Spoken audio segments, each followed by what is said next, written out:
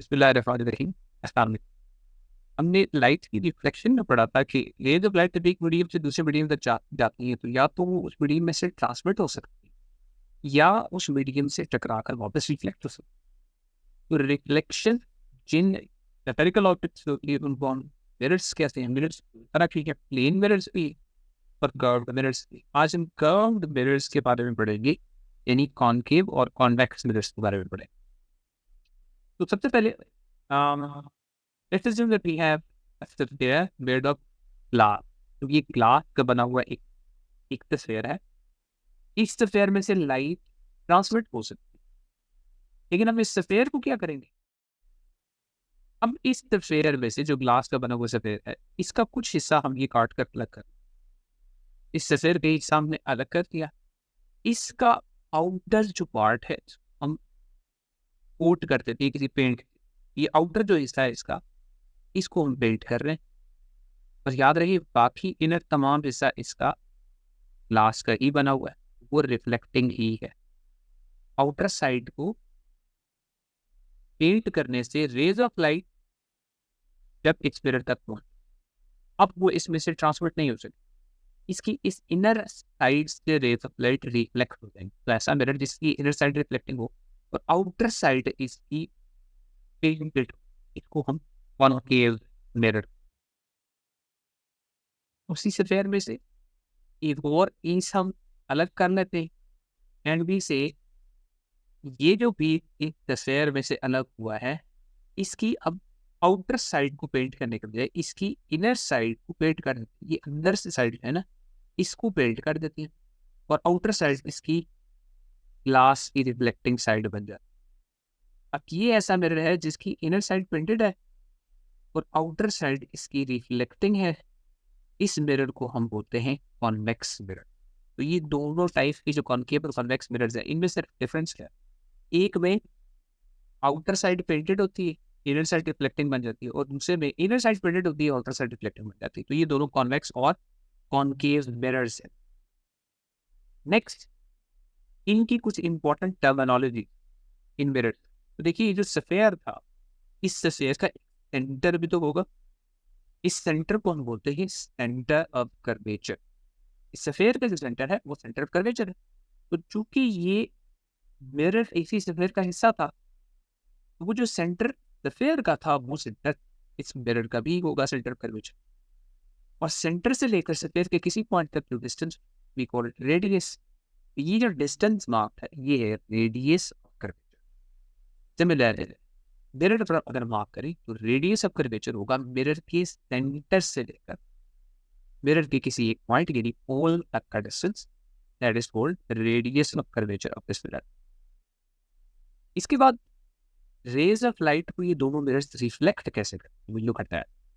तो let's suppose इस mirror तक एक रे आती है जो कि प्रिंसिपल एक्सिस के पैरेलल आ रही है। प्रिंसिपल एक्सिस वो रे ऑफ लाइट है जो मिरर के सेंटर में से गुजर रही है। ये जो सेंटर लाइन है जो सेंटर को पोल से मिला रही है, जो रेडियस से रिप्रेजेंटेड है, ये प्रिंसिपल एक्सिस के अंदर, इस प्रिंसिपल एक्सिस के पैरेलल अगर एक रे ऑफ लाइट आती है मिरर के सरफेस तक पहुंचती है, मिरर की इनर साइड रिफ्लेक्टिंग है, ये कॉनकेव है, तो वो रे ऑफ लाइट रिफ्लेक्ट हो जाएगी।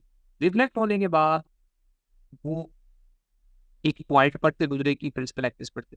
दूसरी रे ऑफ लाइट आती है, वो भी रिफ्लेक्ट होती है, उसी पॉइंट से गुजरती है।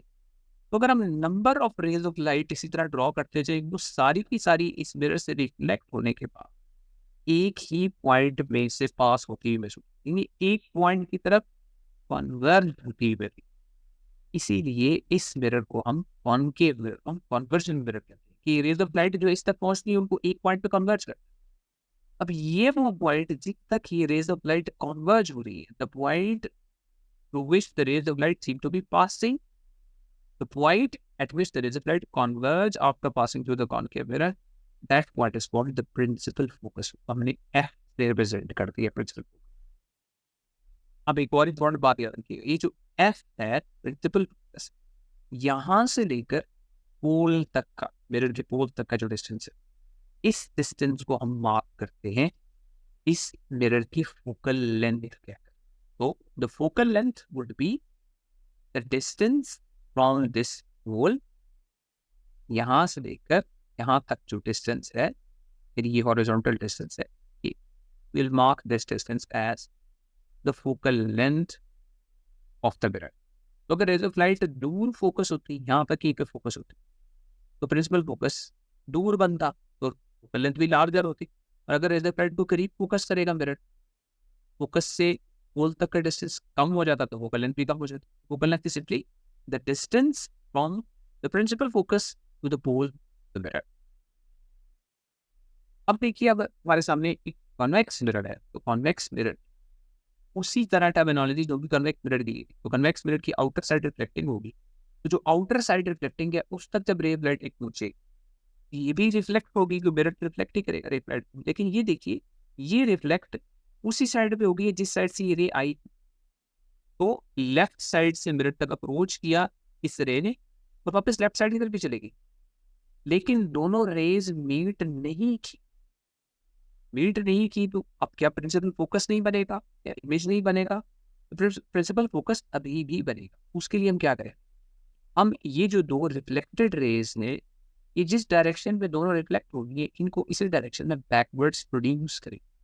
ये बैकवर्ड प्रोड्यूस होकर प्रिंसिपल एक्सिस से ये रिफ्लेक्ट मिलेगी। इसी तरह दूसरी जो रिफ्लेक्टेड रे है बैकवर्ड्स प्रोड्यूस होकर प्रिंसिपल एक्सिस से मिलेगी। तो अब ये दोनों रेज इस पॉइंट पर दोबारा से कन्वर्ज होती हुई फील हो रही है, ऐसा महसूस हो रहा है कि यहाँ पर आकर कन्वर्ज हो रही है। ये भी प्रिंसिपल फोकस होगा एक इस कॉन्वेक्स मिरर। लेकिन देखिए, मिरर के बैक साइड पे ये प्रिंसिपल फोकस बन रहा है, तो मिरर के बैक पे रेज ऑफ लाइट कन्वर्ज नहीं हो सकती। रेज ऑफ लाइट तो गुजर गई, रिफ्लेक्ट होकर दूसरी साइड पे चली गई।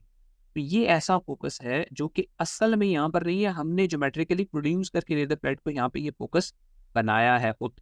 इसलिए इस फोकस का एक नाम होता है विजुअल फोकस कहते हैं।